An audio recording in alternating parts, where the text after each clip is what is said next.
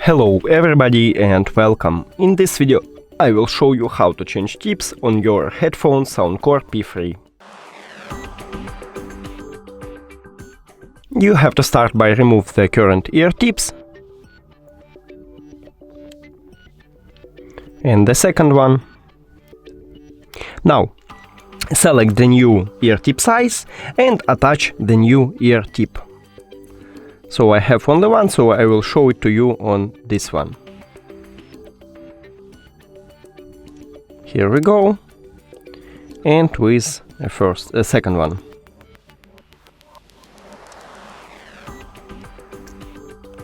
And that's it. Thank you for watching this video. If you found it helpful, please consider subscribing to the channel and leave a like on the video. It's really important to us. See you later!